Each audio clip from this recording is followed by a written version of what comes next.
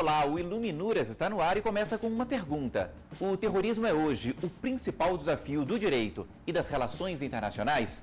Quem nos ajuda a responder é o professor Jones Val Gonçalves, que acaba de lançar um livro sobre o assunto. Antes, eu converso com a escritora Olívia Franco. Autora de 4 livros infantis, a Olívia elege os livros preferidos e conta curiosidades das obras dela. Tudo bom, Olívia? Bem-vinda. Muito obrigada. Bom, vamos falar aqui sobre seus livros, um pouquinho sobre a sua história. Eu queria começar falando o seguinte, eu sei que você gosta muito de ler, uma leitora aí compulsiva, mas não se liga nos autores, e sim nos livros. É isso, não é? É, eu acho assim que um autor, ele não é perfeito o suficiente para escrever bem todas as vezes que ele se propõe a isso. Respeitando, lógico, os nossos clássicos, nossos autores maravilhosos, né, que a gente tem até que reverenciar. Mas eu acho que a obra deles não é perfeita, então a gente gosta de alguma coisa de uns, gosta de outros, e a gente não pode se prender, né? A gente vai gostando um pouquinho do que escreve cada um e nem tudo de todos, né? Falando agora sobre os seus livros, eles estão aqui, são 4 livros, todos para crianças. Vou começar por quantos nomes tem um menino? É uma pergunta. Quantos nomes tem um menino? Eu queria que você contasse aqui para a gente. Eu sei que é um livro que está em várias escolas no país todo. Como é que é isso? Como é que é escrever para muitos meninos? Como é que é ter essa dimensão? E o que você traz aqui? Esse livro, assim, ele foi escolhido, né, pelo MEC. Ele foi para o Programa Nacional de Alfabetização na Idade Certa. E hoje ele está nas escolas públicas da educação infantil do Brasil inteiro. É uma responsabilidade enorme, né? Quando eu penso que está na mão, né, dos professores e dos alunos no Brasil inteiro, eu fico pensando qual é essa dimensão, né? Quando você está em casa escrevendo um livro, você não imagina onde aquele seu texto vai chegar. E a surpresa, né, o presente de ter recebido, né, do livro ter passado pela essa seleção, e imaginar isso é muito gratificante. Eu acho que é tudo que um autor sonha, né? Eu imagino também. E o que você conta aqui? Qual é a história? Bom, é a questão de quantos nomes nós temos, né? Nós não temos um nome só. Nós temos um nome, um apelido, um nome do jeito que a nossa mãe nos chama, um jeito que um amigo nos chama. Na escola é um nome, tem um nome que a gente não gosta de ser chamado, né? Então eu venho brincando com isso, quantos nomes uma pessoa pode ter, e numa estrutura também, se a gente for pensar não só no conteúdo, mas na forma, é como se houvesse uma matriz do texto, e eu vou jogando e brincando com as palavras, fazendo um jogo de palavras ao longo do livro, e no final questionando, né, quantos nomes nós temos. Né? Seguindo aqui, agora eu volto no tempo para o seu primeiro livro, Menino Parafuso. Tem uma história linda, você me explicava aqui, que tem como base um folclore muito típico de uma região de Sergipe, não é isso? Primeiro conta pra gente isso.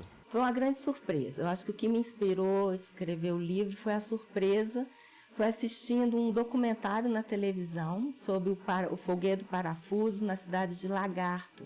É o segundo município de Sergipe, depois da capital. E o que te chamou tanta atenção? Porque é uma dança que só dançam homens, né? E eles vestem umas saias brancas encamadas, as saias encamadas, e giram. Então é muito bonito. E o parafuso, por quê? Porque o chapéu é em cone, então eles são parafusos rodando, né? A rosca do parafuso são aquelas saias rodando. Eu acho uma coisa lindíssima e eu não conhecia. E as pessoas assim que eu tenho conhecimento também nunca ouviram falar. E mesmo no folclore, né, tão rico do Brasil, a gente acha que conhece tudo e não conhece. E a partir de que momento você falou, isso vai render uma história bonita? Foi vendo o documentário? Foi depois dele? Foi vendo. Foi ao longo do documentário, eu fui entrando naquilo e falei, gente, eu tenho que contar isso, né? E fui quase que automaticamente me inspirando e tomando notas, escrevendo a respeito e o texto foi saindo, né, que é a história de um menino que ele sai de casa passando pelos quintais, pela vizinhança, a caminho da praça, porque essas manifestações populares elas acontecem nas praças das cidades do interior. Então ele, no caminho disso, ele vai pegando as saias que ele vai encontrando pelos varais, vai se vestindo, vai se aprontando para essa dança, né, no final do livro que ele participa. É um livro que conta a história de uma criança, né? Sempre são histórias de crianças, Sim. porque você escreve para as crianças. Sim. Eu sei que você vai muito às escolas, participa de feiras, de festivais literários.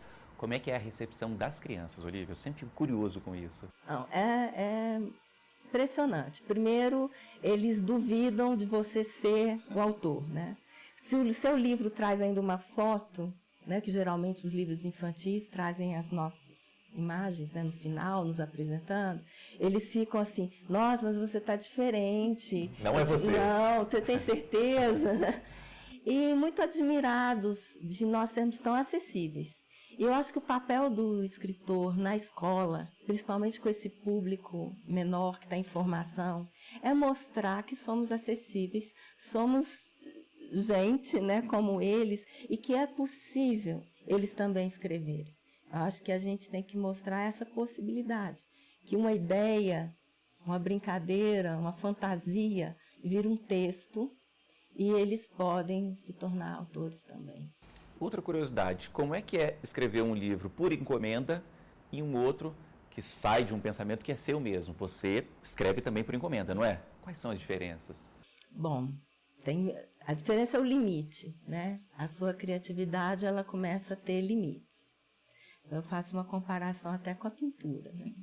O editor, ele chega a você e comenta, eu quero um livro que tenha esse tema, né? Tem que ter tantas páginas, te dá mais ou menos, não a diagramação, mas ele fala mais ou menos o tamanho do texto, que você não pode fugir muito daquele tamanho, daquela quantidade.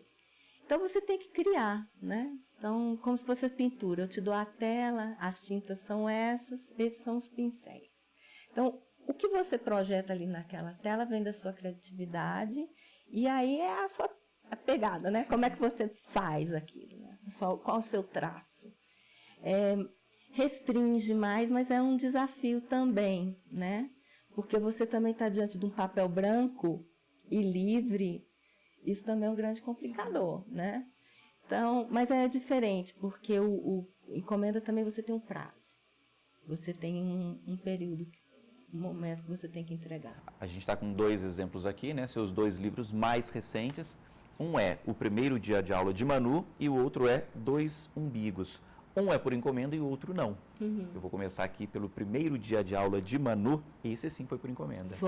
Esse foi. A editora me pediu um livro que falasse do primeiro dia de aula de uma criança, que problematizasse isso no sentido da criança, ao final do livro, perceber a maravilha, né? Porque o primeiro dia de aula, para muitas crianças, é muito angustiante, porque ela está diante de uma novidade, né? Quem vai ser o professor, e se ela está mudando de escola, ainda tem que escola eu estou indo, quem serão meus novos colegas.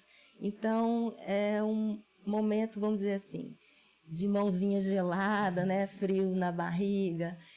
E era justamente mostrar para essa criança que existe isso, a gente não pode negar, mas que o mundo da escola é um mundo maravilhoso de aprendizagem, de conhecimento. E é para que idade, Olívia? Você escreve para crianças de que idade? Você pensa nisso na hora de escrever? Não. Nesse de encomenda a gente tem que pensar um pouco. Certo. E é para crianças de que idade, mais ou menos? 6, 7 anos. Certo. Os outros não. Os outros a gente escreve para uma criança, porque aí também escrever para criança tem uma questão, né? O que é o livro infantil? Nós temos grandes autores da literatura, vamos dizer assim, para adulto, que escreveram livros infantis. É uma questão de vocabulário, né? Mas o entendimento, às vezes um livro que é destinado ao público infantil, ele pode ser lido por um adulto. Às vezes o inverso não é possível por uma questão de compreensão e de capacidade leitora. Mas o inverso é muito possível. É possível. E o seu livro mais recente aqui, Dois Umbigos, queria que você comentasse um pouquinho também. E eu sei que ele é feito para sua filha, foi feito para sua filha, uma homenagem, é isso? Foi. Esse livro eu fiz grávida da minha filha. Foi uma conversa minha com ela, né? É uma linguagem poética, é da mãe com esse filho que ela está aguardando. E toda essa questão, né, são no caso aí, dois umbigos, né? São dois umbigos ligados, mas qual é essa relação, né?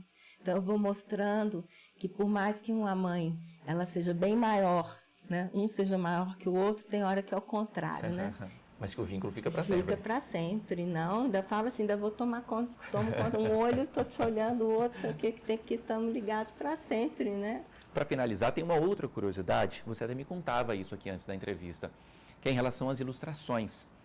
As ilustrações são todas aqui muito bonitas, mas você nem sempre tem contato com a pessoa. Como é que é essa relação, essa parceria? Eu acho fantástico. O livro infantil, ele tem essa questão da ilustração, né? Alguns outros também, mas o livro infantil é base. É uma base, você tem uma parceria entre o autor e o ilustrador. Só que muitas vezes, no meu caso, a gente não se conhece, né? Então, tem ilustradores que participaram do livro comigo que eu não os conheço nem por e-mail. Então, eu acho mágico porque é um desprendimento. Então, a minha parte num projeto, que o livro como um projeto, né, um trabalho em grupo, é do texto. Então, eu entrego o texto e tenho que me libertar disso. O ilustrador, ele interpreta do jeito que ele quer. Então, por exemplo, esse da Manu, quando eu o recebi imagens para olhar, a ilustradora Paula Kranz, ela apresentou uma Manu usando óculos. E a minha Manu original não usava. Mas isso para mim não é problema. E acabou ficando de óculos. Não é. Eu acho que nós estamos trabalhando em equipe. Mas eu acho interessante porque, né, a forma que eu enxergo o personagem, que o personagem passou por mim, não é a mesma. Eu acho, e não vai ser a mesma, talvez, do leitor.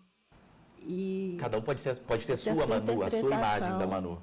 E eu acho isso maravilhoso.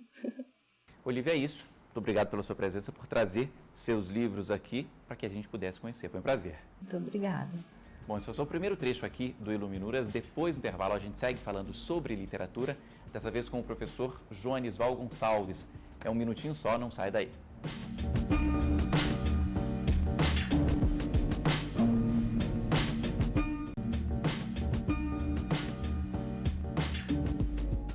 O Iluminuras já está de volta. Eu converso neste segundo bloco com o professor Jones Val Gonçalves, que está aqui comigo. Prazer conversar com você, professor. Prazer meu. Bom, você tem longa formação, Direito e Relações Internacionais, uma série de especializações aí, mestrado, doutorado. A literatura sempre andou junto? A literatura está presente porque ela ajuda a gente a abstrair um pouco, ajuda a gente a pensar além dos tecnicismos. Então, a literatura desde muito pequeno, esses dias eu estava fazendo uma das palestras mais importantes da minha vida. Eu fui conversar com os alunos da escola do meu filho, crianças na idade de 8, 9 anos, e exatamente falar sobre livros, sobre literatura, sobre paixão por escrever. E um dos pontos que me perguntaram era, bom, quem é que você lia na infância? E aí a gente lembra sempre do grande ícone da literatura infanto-juvenil brasileira, que era Monteiro Lobato. E a gente que vem daquela formação de Monteiro Lobato não tem como não se apaixonar pela leitura.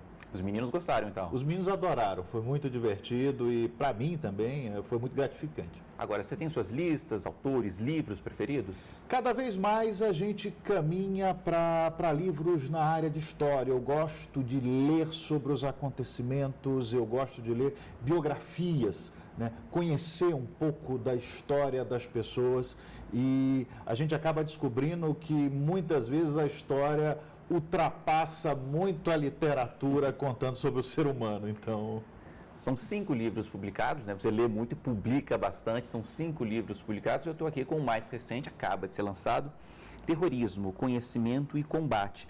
O que você traz aqui? E uma curiosidade, professor, esse perfil aí do terrorismo, do terrorista, mudou? Bom, esse livro, Terrorismo, Conhecimento e Combate, ele é o primeiro livro com características de manual sobre o fenômeno do terrorismo. É o primeiro livro publicado no Brasil a esse respeito. E a ideia desse livro é tentar trazer uma visão integral do terrorismo. E de que a gente trata nele? A gente trata de terrorismo como conceito, a gente trata de terrorismo como fenômeno, a gente tem uma parte, que é uma parte que me é muito cara, que é a história do terrorismo. A gente faz uma macroanálise do terrorismo, quer dizer, como é que está o terrorismo no mundo, quais são as principais organizações e as linhas de ação. E a gente faz uma microanálise do terrorismo também. A gente trata, por exemplo, de como se organiza uma célula terrorista, ou como se organiza um grupo terrorista, chegando até aspectos psicológicos, como é que o terrorista pensa, quais são as orientações dentro de uma organização terrorista que podem levar alguém a, por exemplo, se explodir e matar, levar consigo dezenas de inocentes. E a gente também trata de direito, tem uma parte, a gente brinca que esse livro não é só para quem se interessa na área de relações internacionais, na área de segurança, ele também tem aspectos relacionados ao direito, porque a gente tem uma parte dele, um capítulo é só para tratar de direito e terrorismo. Então, tudo isso a gente buscou trazer nesse livro para alcançar o maior número de interessados e, de novo, trazer uma perspectiva que até agora a gente não tinha no Brasil. Pelo menos na minha cabeça, quando a gente fala em terrorismo, vem aquela imagem clássica, né, do 11 de setembro, o ataque ali às torres. Acho que essa é a imagem que vem para muita gente. Já existia antes, continuou, talvez tenha ganhado força depois. É um novo perfil? O senhor chega a tratar disso? É verdade, a gente trata um pouco disso. O que a gente percebe ao longo dos últimos 150 anos são ondas de terror e cada uma com as suas características. Então, a gente teve uma primeira onda na década de 1880, 1870, que estava muito relacionada a ações de grupos anarquistas, grupos revolucionários. É ali que a gente tem, por exemplo, a morte de líderes políticos pelo mundo. O czar da Rússia, Alexandre II, por exemplo, é morto ali e desencadeia uma série de eventos, que vão culminar inclusive na Revolução Russa. E a gente tem outros momentos ao longo do século XX, terrorismo vinculado a nacionalismos, a movimentos de independência. É a época do terrorista, para alguns, o terrorista charmoso, o terrorista que era associado, por exemplo, a movimentos de libertação nacional. Então, aquele que para alguns era terrorista, para outros era um herói nacional. Ideologia, a questão da ideologia. Exatamente. A ideologia ela entra muito forte a partir dos anos 60, uma outra onda de terror, e aí muitos grupos de extrema esquerda, luta armada, nós temos isso. E a partir do final dos anos 70, a gente começa a ter o terrorismo fundamentalista religioso. E esse terrorismo ele vem crescendo, vem mudando. Como você bem lembrou, ele vem mudando. O 11 de setembro, sem dúvida nenhuma, é um marco, mas do 11 de setembro para cá a gente já começa a perceber algumas mudanças. Cada vez mais as ações têm por objetivo causar sofrimento em larga escala às vítimas. Um aspecto interessante hoje, o uso de meios de transporte. Começou com aqueles aviões no 11 de setembro e hoje nós temos caminhões, metrô, exatamente. O que antigamente era pouco pensado, hoje está se tornando uma regra. O terrorista pegar um ônibus, um caminhão e jogar em cima das pessoas, e jogar em cima dos seus alvos. Isso é uma mudança. O uso de lobos solitários hoje.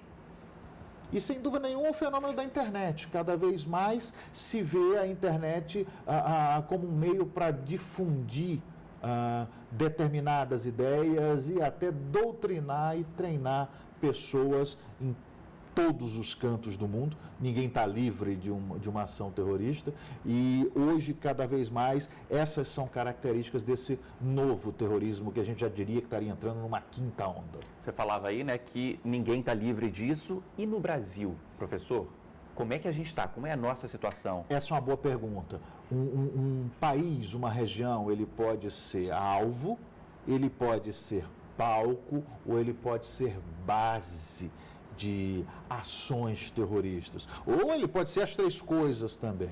Então, o que é importante assinalar no caso do Brasil é que, ainda que nós, felizmente, não sejamos, num primeiro momento, alvos de ações terroristas, nós podemos ser palco para ações terroristas contra pessoas que sejam líderes de países que são alvos ou pessoas que sejam nacionais desses países, né? E a gente pode ser também base. Há sempre o risco de que o Brasil se torne uma base para ações terroristas fora do nosso território. Não há nada registrado ainda, a não ser a operação hashtag do ano passado, quando nós tivemos, um pouco antes dos Jogos Olímpicos, a prisão de pessoas que estariam vinculadas a grupos terroristas. Algumas dessas pessoas que já estão respondendo perante a justiça brasileira.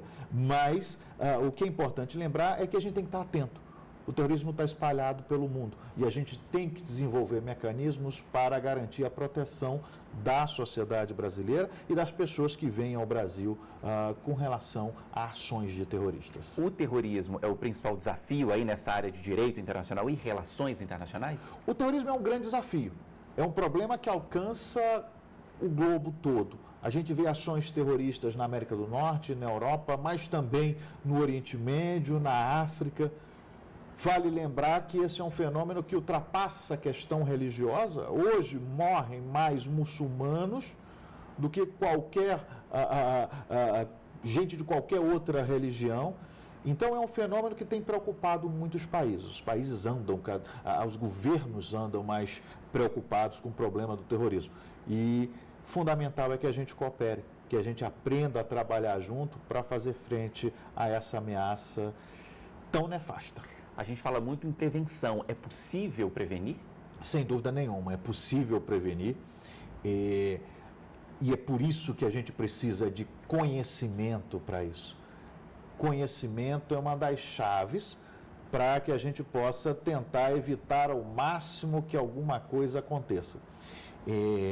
Seria leviano dizer para você que nós temos 100% de capacidade de prevenção. Ninguém no mundo tem. Mesmo porque quem trabalha no combate ao terrorismo, quem trabalha com a prevenção ao terrorismo, sabe que quem está desse lado tem que acertar sempre. O terrorista ele só precisa acertar uma vez. Quais são os grandes desafios da atualidade? A gente já viu cenas terríveis, né? Avião, ataque, muitas mortes. O que fazer a partir de agora? É importante cooperar. Cooperação internacional, um dos grandes desafios para os países hoje, para os governos pelo mundo, é exatamente estabelecer mecanismos de cooperação. Isso do ponto de vista nacional e do ponto de vista interno, do ponto de vista doméstico, do ponto de vista pessoal até. A gente precisa desenvolver uma cultura de segurança, uma cultura de inteligência. É muito delicado, por exemplo, quando a gente não tem essa clareza na nossa vida pessoal. O brasileiro é muito acostumado a lidar com segurança. A gente, infelizmente, a insegurança pública no Brasil nos deixa muito... No nosso dia a dia mesmo, no dia a dia, nos deixa muito alerta a determinadas ações, a determinadas ameaças. Entretanto, não a ameaças terroristas. Por exemplo, qual a reação quando a gente se depara com uma mochila no chão, na rua, né? Outro exemplo, eu estava em Belo Horizonte, num evento, uma espécie de uma quermesse, e me chamou a atenção. A gente que lida com esses temas acaba quase que neurótico pensando nisso. Um monte de gente reunida, várias barracas de comida, de bebida, aquela quantidade de pessoas ali, e a gente fica imaginando, bom, quais foram as medidas tomadas para garantir a segurança dessas pessoas na entrada. Eu não tive nenhum controle de entrada, eu poderia circular ali. Claro que nós não vivemos essa realidade de maneira tão próxima do terrorismo, mas eu imaginei ali naquele momento que alguém com explosivo, um homem-bomba ali, levaria todo mundo que estava ali, a gente perderia pelo menos umas 100 pessoas ali no raio de ação de uma explosão. Mas aí virou um outro amigo que estava comigo, ele disse, não, mas você está em Belo Horizonte, né? Você está em Belo Horizonte. Bom, pode acontecer. Pode acontecer. A gente não precisa ficar neurótico, como eu fico, né? Mas, porque acompanha esses temas, mas a gente tem que estar atento, tem que desenvolver uma certa percepção, sobretudo quem trabalha com isso nos órgãos de segurança, nos órgãos de inteligência, é algo que veio, infelizmente, para ficar. E, professor, é isso. Mais uma vez, foi um prazer te receber aqui. Muito obrigado. Prazer meu, grande satisfação e eu é que agradeço. Bom, eu agradeço também a você que nos acompanhou aqui hoje. O Iluminuras fica por aqui, mas para rever este e também outros programas, basta acessar tvjustiça.jus.br. Mande um e-mail para a gente também, iluminuras@stf.jus.br. E até a semana que vem. Tchau.